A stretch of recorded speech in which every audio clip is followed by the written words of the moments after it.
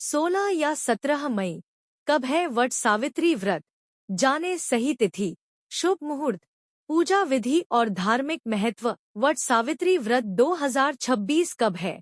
पति की लंबी आयु और अच्छे स्वास्थ्य के लिए सुहागिन महिलाएं वट सावित्री के दिन पूजा से पहले व्रत रखने के साथ बरगद के पेड़ की पूजा अर्चना करके सुखी वैवाहिक जीवन की कामना करती हैं। आइए जानते हैं वट सावित्री व्रत की सही तिथि, शुभ मुहूर्त, योग से लेकर धार्मिक महत्व तक। वट सावित्री व्रत 2026। वट सावित्री व्रत कब है? हिंदू पंचांग के अनुसार हर साल ज्येष्ठ मास के कृष्ण पक्ष की अमावस्या तिथि को वट सावित्री व्रत रखा जाता है। इस दिन सुहागिन महिलाएं पति की लंबी आयु, अच्छे स्वास्थ्य और सुखी वैवाहिक जीवन की कामना करते हुए निर्जला व्रत रखती हैं और वट वृक्ष यानी बरगद के पेड़ की विधिवत पूजा करने के बाद अपना व्रत खोलती हैं।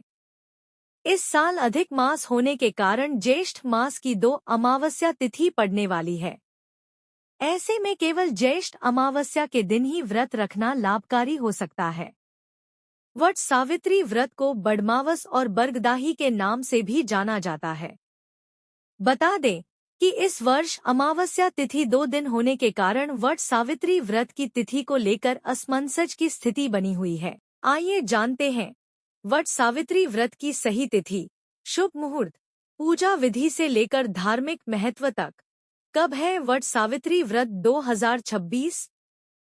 वट सावित्री व्रत 2026। ज्येष्ठ अमावस्या तिथि आरंभ 16 मई 2026 को 5:11 AM बजे। ज्येष्ठ अमावस्या तिथि समाप्त 17 मई 2026 को 1:30 AM बजे।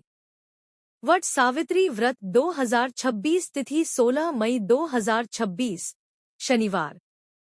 इस साल वट सावित्री व्रत पर शनि जयंती के साथ सौभाग्य योग और शोभन योग का निर्माण हो रहा है।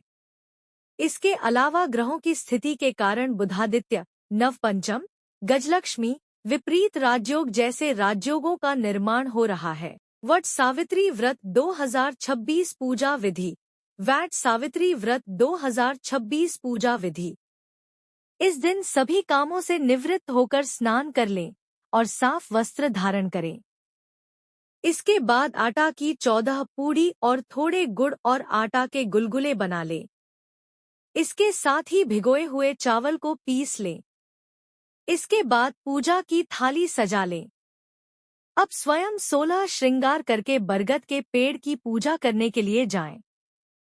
अब वट वृक्ष में जल अर्पित करें और फिर फूल, माला, सिंदूर, अक्षत, मिठाई, खरबूज, सेब आदि अन्य मिठाई और फल 14 पूड़ियां लेकर हर एक पूड़ी में 2 भिगोए हुए चने और आटा गुड़ के बने गुलगुले रख दें और इसे बरगद की जड़ में रख दें। इसके साथ ही बांस का पंखा रख दें और फिर जल अर्पित कर दें।